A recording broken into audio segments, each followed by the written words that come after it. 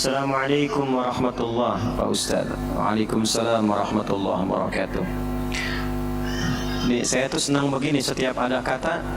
Jadi saya tuh dari kecil cinta Quran. Jadi nggak ada kegiatan yang ditemukan, dijalani, apalagi ditanyakan, kecuali otomatis ayatnya langsung tek-tek gitu. Itu kebiasaan saja. Assalamualaikum warahmatullahi wabarakatuh. Quran surah 4 ayat 86. Wa idza hayyitum bi tahiyyatin fahayyu bi ahsana minha aw rudduha. Kalau diberikan penghormatan, kalian diberikan penghormatan. Penghormatan tertinggi itu dalam Islam kalimat Assalamualaikum warahmatullahi wabarakatuh. Itu tertinggi. Tadi dalilnya sudah saya sampaikan dan maknanya sudah saya kupas. Di situ bukan cuma sapaan, ada doa, ada harapan, ada perhatian, ada ketulusan. Makanya kalau mengucapkan Assalamualaikum jangan asal lewat. Imam juga kalau Assalamualaikum di akhir jangan cuma mengucapkan, rasakan itu untuk dirinya, untuk makmumnya, untuk semua. Ya Allah, berikan salam untuk semua jemaah, semua orang-orang beriman, rahmatmu, keberkahan darimu. Karena itu adabnya kalau diberikan perhatian, balas dengan yang lebih baik. Itu dalam Islam. Diberi makanan, balas dengan makanan yang lebih baik lagi. Pernah diberikan hadiah, kalau mampu balas dengan yang lebih baik. Setidaknya kalaupun diberikan salam, jawab dengan yang lebih lengkap. Assalamualaikum warahmatullahi wabarakatuh. Jawab waalaikumsalam warahmatullahi wabarakatuh. Fahayyu bi ahsana minha aw rudduha. Pak Ustaz, semoga Allah merahmati dan meridai. Semoga Allah berikan lebih baik kepada Anda atas apa yang Anda doakan kepada kami setiap harinya. Pak Ustaz, doakan saya agar bisa terbebas dari hutang riba. Saya zalim kepada orang tua dan saya ingin istiqomah dalam berhijrah ini, serta saya ingin menjadi salah satu murid Pak Ustaz. Kita doakan sama-sama semoga Allah Subhanahu wa ta'ala membebaskan kita semua, baik yang bertanya, meminta ataupun kita, dari segala yang Allah larang. Semoga kita dijauhkan dari segala hal yang buruk dalam pergaulan materi. Semoga dibebaskan dari tipu menipu, sogok menyogok. Semoga dijauhkan dari korupsi dan semoga dibebaskan dari perbuatan riba. Riba itu rumusnya begini: wa ahallallahu al-bai'a wa harrama ar-riba. Ya, Allah menghalalkan jual beli dan mengharamkan riba. Dan janji Allah, kalau riba ditinggalkan, itu aktivitas niaganya oleh Allah akan diganti dengan yang lebih berkah dan sifatnya lebih menguntungkan dunia akhirat. Jadi meninggalkan riba itu bukan rugi, tapi untung. Itu dulu yang dipahamkan dalam benak kita. Meninggalkan riba itu bukan rugi, tapi untung. Ya. Yamhaqullahu riba wa yurbis sadaqat. Sebaliknya, orang yang terjebak dalam riba seakan-akan mendapatkan yang banyak, padahal nanti kata Allah akan tersiksa dengan ribanya. Bukan cuma di cicilannya, pikirannya, dan yang terkumpul yang terasa banyak itu nggak ada keberkahannya. Gini. Kalau harta kurang berkah atau tidak berkah, kalau masuk ke perut jadi makanan, nanti itu akan menghambat pusat-pusat kebaikan. Misal, azan terdengar di telinga kan, Allahu Akbar, terdengar tuh. Tapi kalau ada hal yang haram masuk, entah itu dari pencurian, korupsi, sogok menyogok atau riba, masuk ke dalam mulut, diolah, nanti akan menutup bagian fungsi pendengaran kebaikannya. Dia dengar, tapi nggak bisa merespon. Itu yang dimaksud di Quran surah 6 ayat 25, wa fi adanihim waqra, di telinganya ada sumbatan. Jadi kalau Anda mendengar azan tapi tidak peduli, padahal Anda mengatakan beriman, coba dicek baru berbuat maksiat apa sampai telinganya tertutup mendengar kebaikan. Anda pulang dari kantor lewat pusdai, yang ke masjid banyak, waktu sholat sudah tiba, Anda yang lewat situ tapi kok bisa nggak tertarik untuk sholat? Tanyakan, baru berbuat maksiat apa sampai matanya nggak peka pada kebaikan? Mushaf di rumah banyak, Dari yang kecil yang masuk saku sampai yang paling besar yang nggak bisa disakuin. Tapi cuma jadi pajangan, nggak bisa baca. Padahal tiap hari lihat. Tanyakan pada diri kita, pada diri masing-masing. Dosa apa sampai nggak bisa baca mushaf itu? Makanya ada ulama mengatakan begini, kalau sehari nggak bisa baca Quran sedangkan di rumah mushafnya banyak, tengah malam bangun, masuk ke ruang tengah, ambil mushaf yang paling besar, jangan dulu dibaca, bentangkan dulu, lalu tanyakan pada diri sendiri, ya Allah, dosa apa saya sampai nggak bisa baca Quran ini? Satu. Jadi kalau ada orang yang sudah diarahkan pada kebaikan belum tergerak, itu cuma dua penyebabnya. Satu maksiat, kedua dunia yang berlebihan. Hubbud dunia, dunia yang berlebihan. Yang kedua, kalau sudah masuk ke perut harta yang tidak halal itu, maka nanti akan menghijab kolbu, sehingga apa yang dimohonkan kepada Allah berupa kebaikan terkadang tidak langsung sampai ke dalam kolbunya. Contoh begini, ini gambarkan aja ya. Biasanya saya kalau ada taklim tuh suka disimpan gelas isinya air di depan. Ini contoh ya. Contoh aja, contoh. Apa saya gambar aja gitu ya?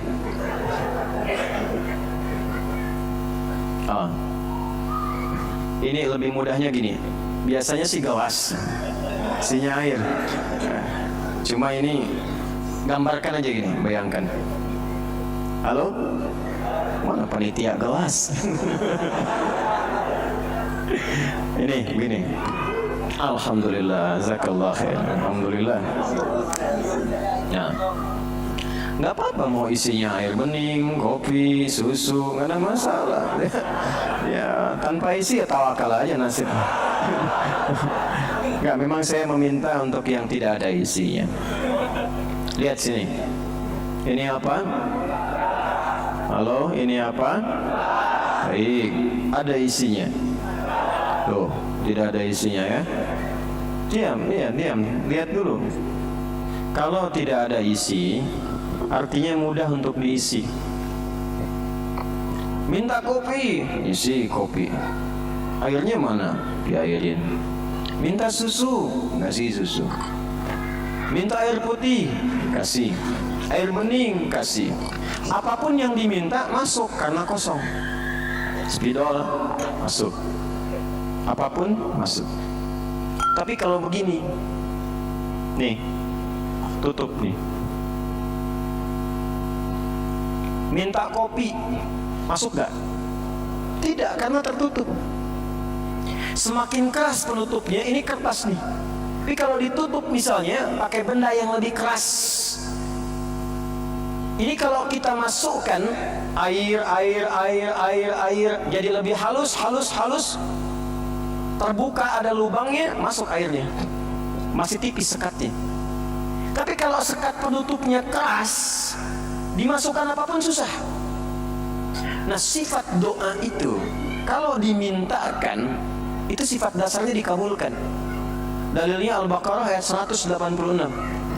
Wa idza sa'alaka 'ibadi 'anni fa inni qarib ujibu da'watad da'i idza da'an. Dalil yang lain, wa qala rabbukum ud'uni astajib lakum. Jadi doa itu kalau diminta, sifatnya diminta itu pasti dikabul. Kalau dimintakan pasti dikabulkan. Baik itu seketika saat diminta, kalau memang yang diminta itu kebutuhan kita, maslahatnya dunia akhirat, atau ditunda sampai kita memang sanggup menjalani apa yang diminta itu. Antum punya anak 5 tahun, minta diberikan motor, dikasih nggak? Tapi antum punya kemampuan, hartanya ada, cuman kan anaknya belum siap. Saat dia siap, baru diberikan. Maka Anda katakan, nanti nak ya, nih uangnya sudah ada, simpan dulu, begitu kamu sanggup, bisa, baru papa berikan. Sekarang motor-motoran aja dulu. Kadang kan ngambek dulu kan, nggak mau papa, nggak mau, pengen motor beneran gitu kan. Pengen yang kayak si fulan, Saya nggak sebut nama supaya tidak endorse, ya. Maka diberikanlah motor-motoran mereknya si Fulan. Awalnya nggak nyaman, tapi menikmati. Tapi terkadang nggak sadar setelah 17 tahun, bapaknya berikan motor, ternyata itu permintaan dia waktu 5 tahun lalu. Saat usianya 5 tahun. Tapi dia nggak sadar bahwa itu permintaan dia yang dulu. Kadang-kadang doa itu begitu. Anda minta sekarang, tapi Allah lihat Anda belum siap. Ya Allah, anugerahkan aku motor. Ya Allah, aku sudah berusaha. Sepeda dulu aja. Kalau nanti kamu dikasih motor, kamu riak. Muncul sifat riak yang belum dilatih itu. Keliling-keliling komplek, akhi ayo ke masjid. Padahal cuma mau tunjukkan saya punya motor baru. Nggak kerasa. Ketika sudah siap baru diberikan. Ada yang ketiga, Allah mengganti apa yang diinginkan dengan memberi apa yang dibutuhkan. Anda punya anak sakit, bawa ke dokter. Kata dokter, ini kalau makan buah nggak boleh makan apel, yang bagus jeruk. Pulang dari rumah sakit, anak Anda minta, lihat tukang buah, mama mau apel, mama mau apel. Ini aja nak, jeruk. Nggak mau apel, nggak mau apel. Ini aja deh, jeruk rasa apel. Kasih.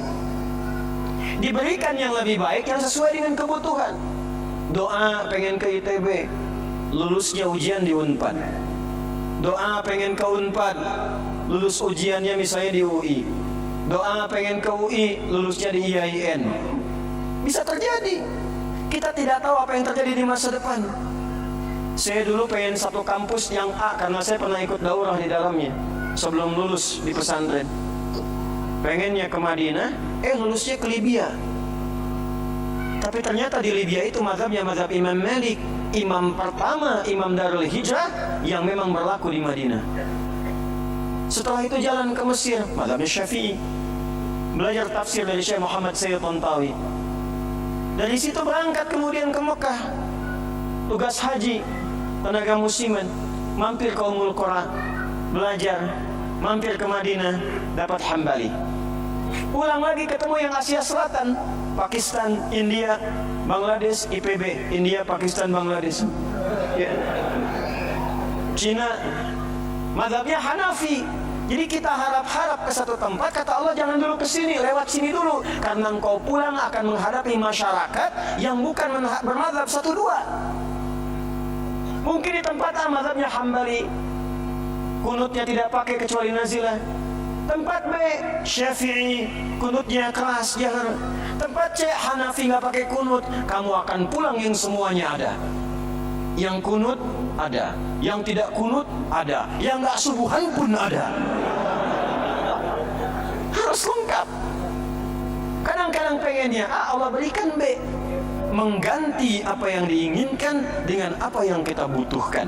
Tapi ada orang yang dikasih nggak masuk, bukan nggak dikabulkan. Jadi Allah sudah kabulkan kasih, tapi mental. Kenapa? Karena cawan hatinya tertutup begini. Ini yang dimaksud hadis Nabi.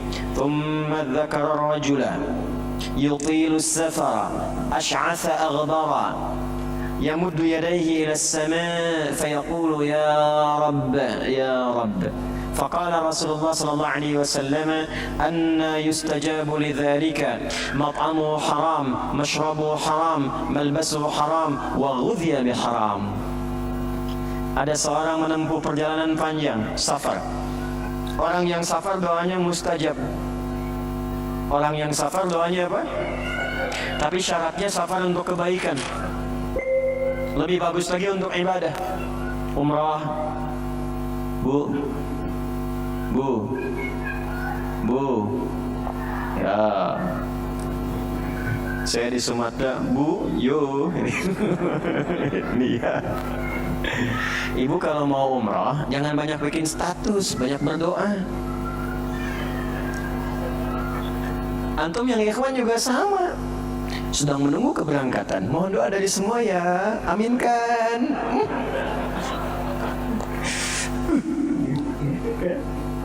Doa aja minta, itu mustajab. Mohonkan, minta. Apalagi sudah sampai di tempatnya. Saya kadang-kadang kesel gitu, kesel kok kadang-kadang gitu ya. Sekarang tawaf itu bisa live.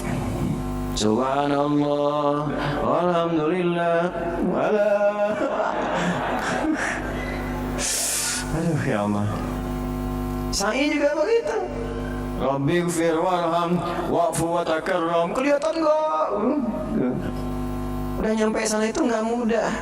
Orang nabung-nabung jual ini itu, pengen berangkat haji, ya Allah, nyampainya haji Singapura, sampai ke Singapura balik lagi.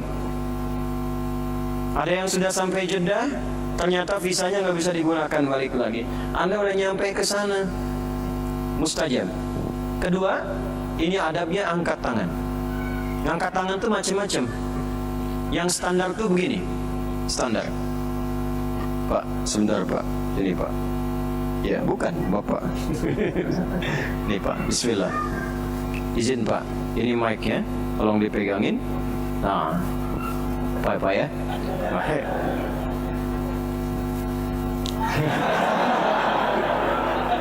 Baik. Baik ya, lihat sini. Pertama, di tangan telapak dua. Simpan yang standar. Nah, depan dada begini. Ya. Ini yang pertama, ini standar. Kalau saya biasanya begini. Ini tidak harus, tapi untuk memudahkan semua nyaman. Ini kanan kiri kan ada garis tuh. Ya.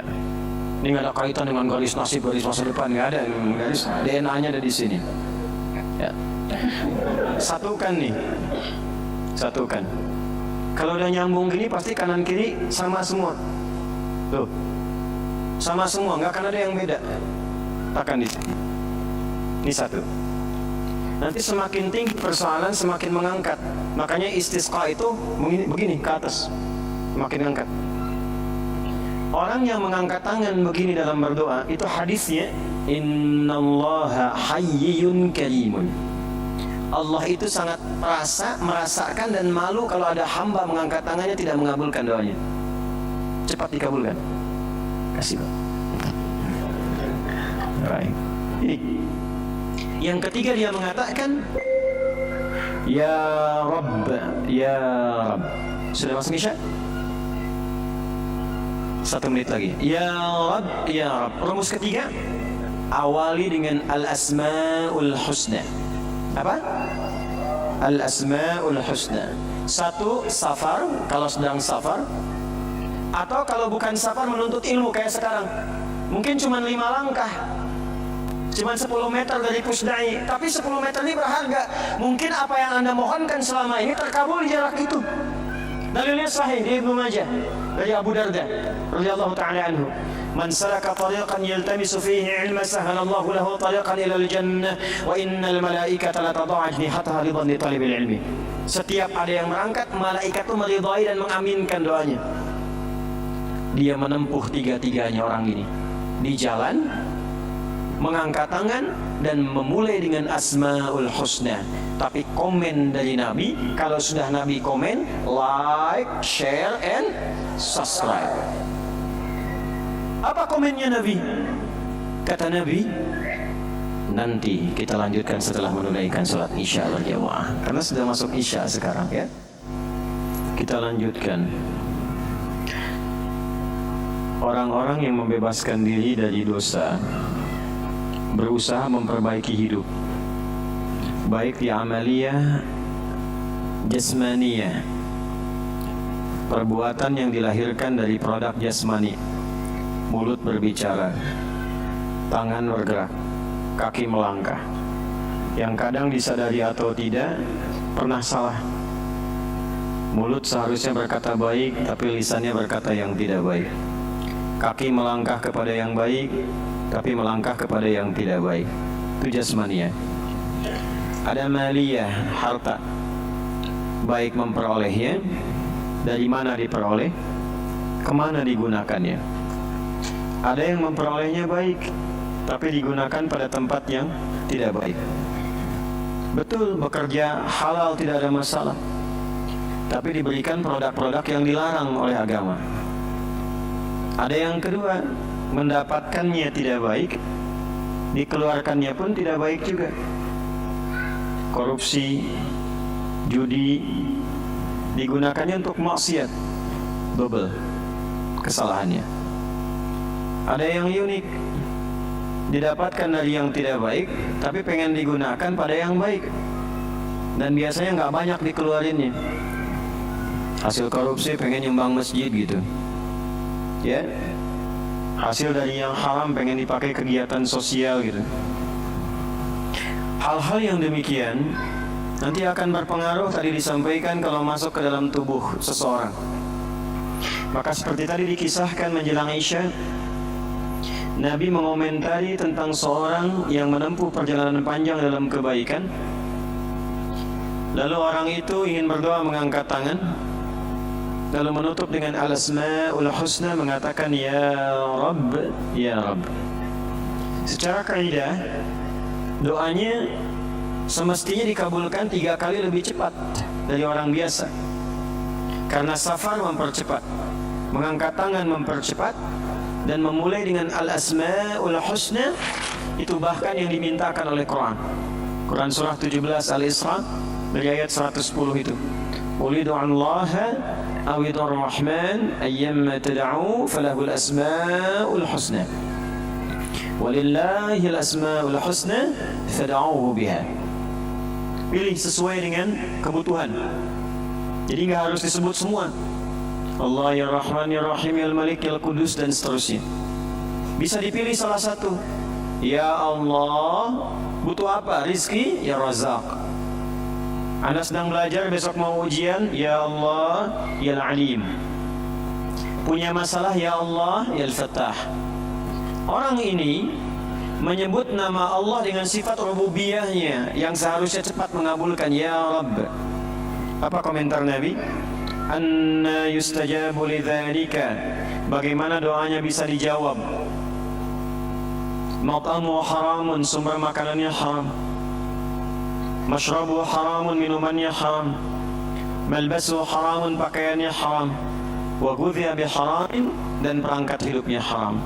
Jadi haram itu bukan hanya akan menutup sumber-sumber informasi kebaikan, tapi saat yang bersamaan juga bisa menghijab antara permohonan dengan jawaban doa yang Allah kabulkan. Makanya hati-hati dari yang haram ya. Saya ajarkan doa, riwayatnya tersambung nanti, tersilsilahkan nyambung sampai kepada riwayat-riwayat yang sahih untuk diamalkan. Baca ini khususnya di hari Jumat. Hari apa? Khususnya di hari Jumat. Anda boleh catat, atau Anda boleh rekam, atau Anda boleh lihat kembali rekamannya nanti setelah tuntas kajian. Allahumma kfina. Boleh diikuti. Allahumma kfina bihalalika an haramik wa aghnina bita'atika an ma'siyatik wa bifadlika amman siwak. Cukup pendek tapi padat. Dalam sekali itu, usahakan dibaca tiap Jumat sebelum selesai meninggalkan Jumatan untuk yang ikhwan laki-laki. Yang ibu baca ba'da asar menjelang maghrib. Singkat itu. Allahumma kfina bihalalika an haramik, ya Allah, mohon cukupkan hidup kami ini dengan semua yang halal dan jauhkan dari yang haram. Wa aghnina bi ta'atika an ma'siyatik, dan mohon ya Allah perkaya kepribadian kami dengan semua jenis ketaatan kepadamu dan jauhkan dari maksiat. Wa bi fadlika amman siwak, dan berikan rizki kepada kami yang paling utama darimu, dan kami berserah kepadamu dari selainmu. Dawamkan itu setiap hari apa? Jumat khususnya. Boleh dibaca dalam setiap hari, setiap selesai sholat boleh. Tapi Jumat itu spesial. Itu nanti riwayat yang mutasalsilah diajarkan para ulama kita. Saya mendapatkan juga itu, ya, secara bersanad sampai ke ulama. Itu jawaban yang pertama tadi, yang memakan waktu dari ba'da maghrib sampai isya. Baik ya. Bismillah. Assalamualaikum WRWB warahmatullahi wabarakatuh. Waalaikumsalam warahmatullahi wabarakatuh. Tidak apa-apa disingkat, tidak apa-apa, cuman saat dibaca, bacakan kepanjangannya. Singkatan dari Assalamualaikum warahmatullahi wabarakatuh ada yang paling pendek, salam namanya. Salam. Jadi kalau mau nulis di WA, mau nyapa atau kirim pesan, boleh tuliskan salam, ya. Tapi bacanya Assalamualaikum warahmatullahi wabarakatuh. Disingkat dengan apa? Salam. Sanadnya di Quran ada ayatnya, dalilnya. Quran surah 51 Adz-Dzariyat ayat 24 sampai nanti ke 29-nya. Hal ataka hadithu dhaifi Ibrahim al-mukramin idh dakhalu alaihi faqalu salama qala salam qaumun munkarun. Pernahkah Anda dengar kisah tentang para malaikat yang akan datang ke kompleknya Nabi Lut, desanya Nabi Lut alaihissalam? Jadi singkatnya, masyarakat di situ terakumulasi berbuat maksiat dan menantang azab. Sudah disadarkan, diingatkan, malah nantang dan mengancam nabinya. Maka dikabulkan oleh Allah. Malaikat datang, cuman sebelum datang ke tempat itu mampir dulu ke tempatnya Nabi Ibrahim. Nabi Ibrahim itu bersaudara dengan Nabi Lut alaihi wassalam. Nabi Lut itu keponakannya Nabi Ibrahim. Jadi satu masa nabinya dua, cuman beda desa. Ya, kalau digambarkan misalnya, ya kalau diilustrasikan, bukan sebetulnya begitu ya. Misalnya yang Nabi Ibrahim tugasnya di Bandung, Nabi Lut di Soreang misalnya. Atau ya demikian, berbeda distrik. Nah begitu datang ke tempat Nabi Ibrahim, tengah malam tuh, malam-malam, Assalamualaikum, Assalamualaikum gitu ya. Nah disingkatnya itu salam, maksudnya Assalamualaikum. Dijawab oleh beliau, Waalaikumsalam warahmatullah, qaumun munkarun. Ini bukan orang sini. Anda kalau tengah malam jam 2 ada yang di luar rumah, Assalamualaikum, Assalamualaikum, dibuka tidak? Diintip dulu ya. Begitu diintip, bajunya putih, rambutnya panjang-panjang, ya 3-5 sosok, Assalamualaikum, Waalaikum, dibuka tidak? Dijawab nggak salamnya? Jawab dulu salamnya. Jawab, Assalamualaikum, Waalaikumsalam, buka dong. Tidak. Ini dibuka. Dilihat, oh ini bukan orang sini, orang asing. Kalau orang asing lelah, capek, nggak banyak. Kemudian ditanya ini dan itu, silahkan masuk. Langsung pergi ke belakang ke istrinya, Mama, punya menu terbaik apa kita menjamu tamu kita? Kayaknya dari jauh lelah. Faragha ila ahlihi faja'a bi'ajlin samin. Maka pergi ke belakang ke keluarganya, masih sempat-sempatnya bikin gulai anak sapi itu, sembelih lembu. Kalau disembelih, dibikin gulai, dihidangkan. Cuman ya persoalan makin kompleks.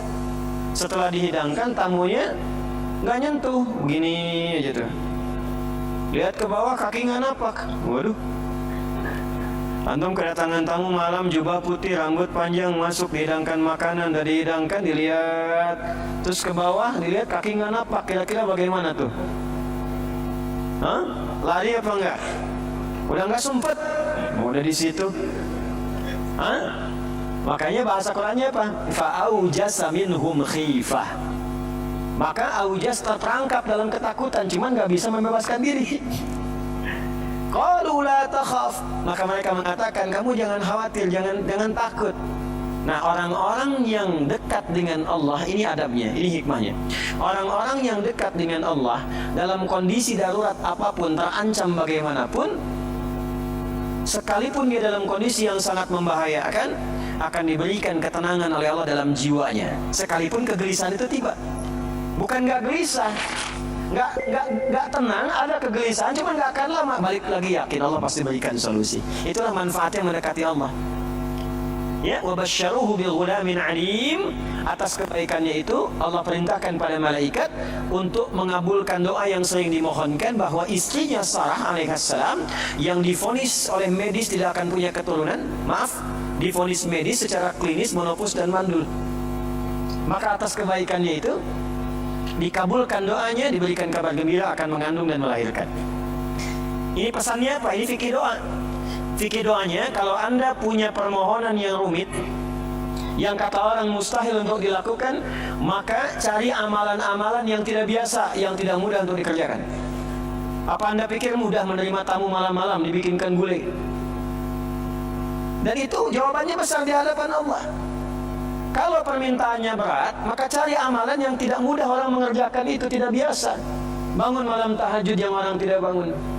Puasa saat orang makan, puasa sunnah. Saat orang baca Quran, antum baca Al-Quran. Jadikan itu wasilah untuk mengabulkan doa. Itu rumus yang ada di Quran surah kelima ayat 35. Ya ayyuhalladzina amanu ittaqullaha wabtaghu ilaihil wasilah. Hei orang-orang yang punya iman, tingkatkan takwamu kepada Allah. Dengan takwa itu cari wasilah untuk mengabulkan harapanmu.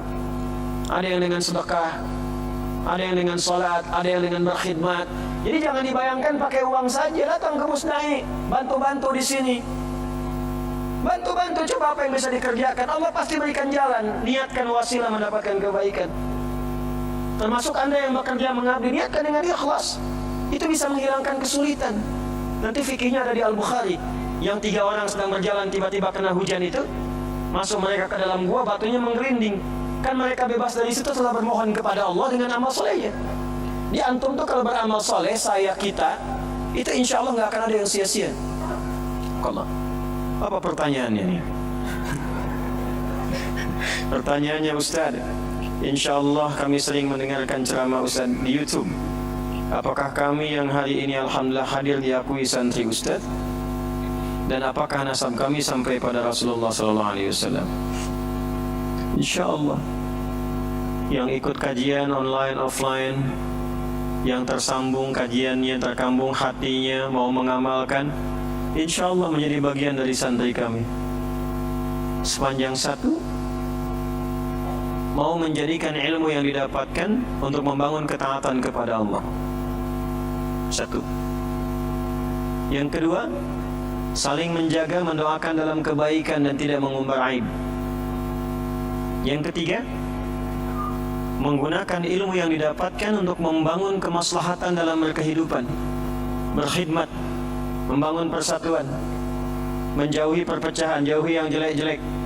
Makanya saya sering mengatakan, saya tidak akan mengakui ada orang belajar menjadi murid kalau ilmu yang saya ajarkan digunakan hanya untuk berselisih dengan orang lain, untuk mencela orang, untuk saling bermusuhan, untuk buat hoax. Tidak. Kita tuh belajar supaya imannya menguat, makin ingat Allah, pengen tobat, pengen meningkatkan amal soleh, pengen berbuat baik, pengen punya teman banyak. Antum berislam itu untuk menyatukan, bukan untuk memecah. Mencintai, bukan untuk saling menjauhi. Menyatukan, ya. Kemudian yang kedua, ilmu supaya meluas. Itu yang dimaksud Quran surah 58 ayat ke-11. Yarfa'illahu alladhina amanu minkum walladhina utul ilma darajat. Saya punya guru, semoga Allah sayangi dan rahmati beliau. Saya waktu mau mengajar datang kepada beliau, beliau katakan, "Nak, kalau engkau siang mengajar, tatap tuh wajahnya. Setiap mengajar tatap. Nanti malam di keheningan kau bangun. Minta sama Allah dan bayangkan wajah-wajah yang kau tatap itu saat mengajar. Minta sama Allah rahmati orang itu. Mudahkan kehidupannya. Diangkat kesulitannya. Dan apa yang disampaikan meresap ke dalam jiwa sehingga mudah untuk diamalkan." Itu amanah di antara guru kami. Jadi iman bisa menguat, ilmu bisa bertambah. Kalau ilmunya bertambah, itu insya Allah menjadi pribadi yang luas nanti dalam beribadah dan bermuamalah. Pada yang pokok sepakat, pada yang furu bisa toleran. Yang pokok bab sholat apa? Besok subuh nih, sholat subuh itu pokok 2 rakaat, itu pokoknya sholat. Yang furunya apa? Kunut misalnya. Kunut itu furu'iyah, tapi harus tahu ilmu supaya bisa saling mengerti. Kalau ada yang kunut, pelajari dulu dalilnya, jangan langsung simpulkan hukumnya dulu. Pelajari sampai paham kenapa dia kunut, apa dalilnya, bagaimana nasabnya. Oh, kunut itu karena begini. Kalau kunutnya silencier, ada kunut yang silent. Ada. Rakaat kedua sebelum ruku, tersambung ke Nabi dalilnya. Lewat Imam Malik. Imam Malik itu lahir di Madinah, tumbuh di Madinah, sampai wafat di Madinah, dikenal dengan imamnya Madinah, Imam Darul Hijrah. Sekarang mazhabnya ada di Afrika Utara kebanyakan. Libya, Tunisia, Maroko sampai nyebrang Mediterania ke Italia, Spanyol. Silent. Jadi dibacanya nggak kencang, makmum dan imam bersamaan sebelum rukuk. Ada yang dikeraskan. Versi ini kemudian dipopulerkan Imam Syafi'i. Imam Syafi'i itu muridnya Imam Malik, cuman memilih riwayat yang jahar. Bacaannya sama. Allahumma hdina fiman hadait wa afina fiman afait wa tawallana fiman tawallait wa barik lana fima atait wa qina syarra ma qadait. Kalau redaksi hadisnya nggak pakai birahmatika, wa qina syarra ma qadait. Ya, birahmatika itu tambahan untuk melengkapi doa. Ya. Kemudian ada versi yang nazilah saja. Ya, ini yang dari jalurnya Imam Ahmad bin Hanbal. Ketika ada kejadian kunut, ada kejadian tidak kunut, karena itu asal asbabun nuzul dari Quran surah ketiga Ali Imran ayat 128. Ada yang tidak kunut sama sekali. Nasabnya dari mana? Jalurnya Imam Abu Hanifah An-Nu'man. Jadi kunut itu ada dalilnya, yang silent dengan jahar, yang kunutnya nazilah pun ada dalilnya, yang tak kunut pun ada dalilnya. Yang tidak ada dalilnya itu yang tidak sholat subuh, yang usul tadi. Kalau sudah paham begini, kata ada Syekh Ibnu Utsaimin rahimahullah, Syekh Utsaimin itu mazhabnya Hambali. Beliau nggak kunut subuh, tapi fatwanya apa? Kalau anda ada di belakang imam yang imamnya kunut, maka aminkan. Allahumma hdina fiman hadait, amin. Nah, itulah faedahnya meningkatkan ilmu. Nah, kalau begitu nanti nggak akan ada saling tuduh, saling mengecilkan, saling merendahkan. Allahumma hdina fiman hadait, NU nih. Sami Allahu liman hamidah, Allahu akbar. Muhammadiyah nih. Yang paling ekstrim, Allahumma hdina fiman hadait, bid'ah. Ya Allah. Nanti ada imamnya nggak kunut, di belakang makmum kunut, selesai assalamualaikum, sujud sahwi gitu. Tidak. Kalau sudah paham, ilmu meluas, insya Allah kita bisa memetakan dan memilih serta membangun kerjasama yang baik. Berbeda boleh, tapi jangan sampai perbedaan itu membuat kita tidak bisa mampu minum teh bersama. Jelas ya? Nah, kalau ada orang belum paham mencela, didoakan, jangan balas dicela. Jelas ya? Nah, itu yang saya ajarkan. Saya menerangkan nanti secara komprehensif. Ini begini. Anda mau pilih yang mana silahkan, itu tarjih namanya. Saya nggak bisa paksa Anda. Saya bisanya dalam Al-Fatihah saya memilih yang Bismillah, dijaharkan Bismillahirrahmanirrahim. Tapi ada 70 hadis, Anda boleh jahar, boleh silent, boleh nggak dibaca sama sekali. Boleh juga dibaca rakaat pertama keras, selanjutnya tidak. Ada 4 cara. Syekh Sudes itu beliau mazhabnya Hambali, bacanya sir. Tapi waktu ke Istiqlal ke Indonesia pakai yang keempat. Rakaat pertama dijaharkan, keduanya disirkan. Ya, Imam Malik nggak baca Bismillah, langsung Alhamdulillah. Seperti Imam Abu Hanifah juga demikian. Ada 4 cara. Tapi kan nggak mungkin kita memilih keempat-empatnya. Saya ingin melengkapi semuanya. Bismillahirrahmanirrahim. Bismillahirrahmanirrahim. Nggak dibaca sama sekali. Nggak bisa. Nah, yang 4 itu namanya manhaj. Ketika dipilih salah satu namanya madhab. Madhaba ilaihi. Apa yang cenderung untuk diambil dan diamalkan, maka disingkat madhaba ilaihi menjadi madhab. Imam Syafi'i pilih yang jahar, madhabnya Imam Syafi'i. Bukan pendapat, bukan kelompok, tapi mengambil jalur yang tersambung ke Nabi, pilih salah satu. Sebab gak mungkin 4-empatnya. Imam Ahmad bin Hanbal pilih yang sir, silent. Imam Malik, Imam Abu Hanifah pilih yang gak pakai bismillah, langsung Alhamdulillah. Semua ada jalurnya. Yang salah yang tidak salah. Jelas? Nah, jadi tidak ada hubungan dengan ormas di sini. Tidak ada hubungan dengan kelompok-kelompok dan sebagainya. Dipilih boleh, tapi jangan saling merendahkan. Paham? Nah, itu yang belajar dengan saya, nanti saya sampaikannya begitu. Silahkan pilih, tapi saling menghormati sesuai ilmu.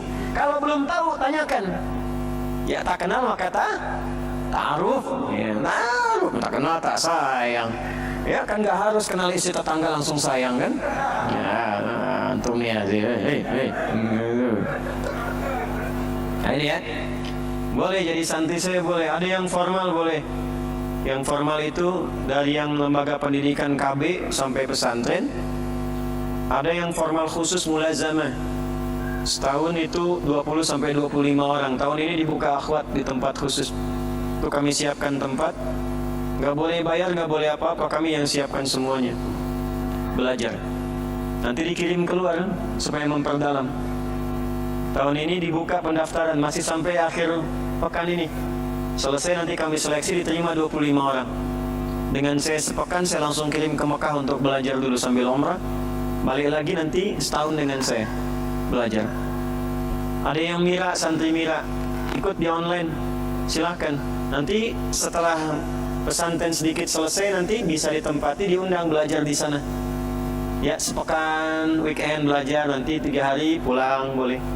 Makanya dibangunnya sama-sama, makanya wakaf. Saya nggak punya sedikit pun aset, tidak ada, semua wakaf. Tanahnya, ininya semua, saya cuma numpang ngajar dan minta sedikit sepetak untuk kuburan di situ. Selebihnya nanti diteruskan sama yang belajar itu. Hidupnya begitu aja. Nah, setelah itu kita berusaha memakmurkan negeri kita. Belajar harus memakmurkan tempat yang kita pijak, itu amanat. Wa idz qala rabbuka lil malaikati inni ja'ilun fil ardi khalifah. Fil ardi kita di Indonesia sekarang, maka Indonesianya kita bantu makmurkan. Antum kalau muslim punya tanggung jawab itu membantu bangsa ini makmur. Apa profesi Anda? Dosen. Ajarkan mahasiswa supaya pintar bangun bangsa. Anda belajar apa? Jurusan apa? Kimia, fisika, sampai keluar jadi ilmuwan, pulang. Orang beriman itu begitu, pulang bangun negerinya. Bangun. Ya.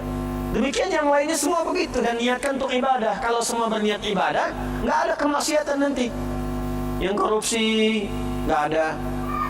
Ya. Dan sebagainya insya Allah. Semoga Allah berikan kemuliaan pada kita semua.